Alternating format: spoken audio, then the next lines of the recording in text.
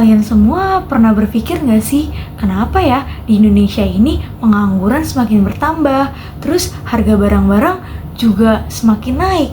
Atau kalian juga berpikir, kenapa ya mata uang rupiah itu lebih rendah dibandingkan dengan mata uang lainnya?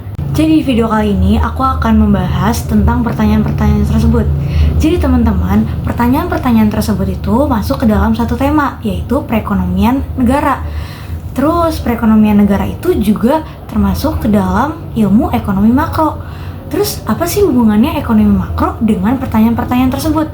Yuk kita bahas-bahas di video kali ini. Jadi teman-teman, pengertian ekonomi makro itu banyak sekali dari para ahli, tetapi aku hanya mengambil 2 contoh saja, yaitu dari Abdul Rahman Sulaiman dan juga Adam Smith. Kalau menurut Abdul Rahman Sulaiman sendiri, ekonomi makro adalah bagian dari ilmu ekonomi yang membahas kondisi perekonomian negara atau kawasan secara detail dan menyeluruh. Kalau dari Adam Smith sendiri, ekonomi makro adalah upaya untuk menganalisis fenomena ekonomi secara menyeluruh untuk mengetahui sebab akibat dari peristiwa ekonomi yang terjadi. Untuk lebih lengkapnya lagi, ekonomi makro juga menjelaskan tentang fenomena-fenomena dalam skala besar seperti inflasi, pendapatan nasional, pertumbuhan ekonomi, dan lain-lain.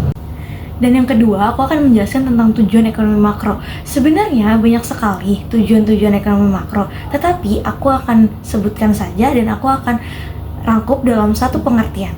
Yang pertama itu ada pertumbuhan ekonomi, stabilitas harga, pengangguran rendah, stabilitas neraca pembayaran, distribusi pendapatan yang merata, dan juga kesejahteraan masyarakat. Dengan mencapai tujuan-tujuan tersebut, ekonomi makro juga berkontribusi pada stabilitas, pertumbuhan, dan juga kesejahteraan suatu negara. Nah, yang ketiga, aku akan menjelaskan tentang ekonomi mikro dan ekonomi makro. Untuk ekonomi mikro sendiri mempelajari tentang perilaku ekonomi individu dan perusahaan seperti bagaimana mereka membuat keputusan tentang harga produksi dan alokasi sumber daya. Sedangkan ekonomi makro sendiri mempelajari perekonomian secara keseluruhan termasuk inflasi, pengangguran, pertumbuhan ekonomi, dan kebijakan pemerintah. Yang keempat, aku akan menjelaskan tentang konsep dasar ekonomi makro. Di sini sebenarnya banyak sekali konsep dasar ekonomi makro, tetapi aku akan menyebutkannya saja. Yang pertama itu ada produksi domestik bruto atau disingkat dengan PDB, yang kedua ada pertumbuhan ekonomi, yang ketiga ada inflasi, yang keempat ada pengangguran, yang kelima ada kebijakan fiskal, yang keenam ada kebijakan moneter, yang ketujuh ada keseimbangan neraca pembayaran, yang kedelapan ada siklus bisnis, yang kesembilan ada faktor produksi, ke-10 ada pasar tenaga kerja, yang ke-11 ada pasar komoditas, yang ke-12 ada pasar keuangan. Yang kelima, aku akan menjelaskan tentang 4 sektor dalam ekonomi makro. Yang pertama itu ada sektor rumah tangga atau konsumen, yang kedua itu ada sektor bisnis atau produsen, yang ketiga itu ada pemerintah, yang keempat itu ada sektor luar negeri. Nah, yang keenam ini aku akan membahas masalah yang ada dalam ekonomi makro. Sebenarnya banyak sekali sih masalah-masalah yang terjadi dalam ekonomi makro, tapi aku akan mengambil salah satu contohnya saja, yaitu pengangguran.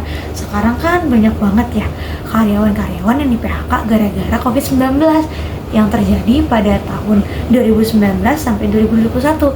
Nah, solusinya itu apa sih? Solusinya itu kita harus menciptakan lapangan pekerjaan lebih banyak lagi supaya orang-orang yang di PHK gara-gara COVID-19 bisa mendapatkan pekerjaan yang lebih layak lagi, dan semoga karyawan-karyawan itu bisa mendapatkan pendapatan yang lebih lagi gitu.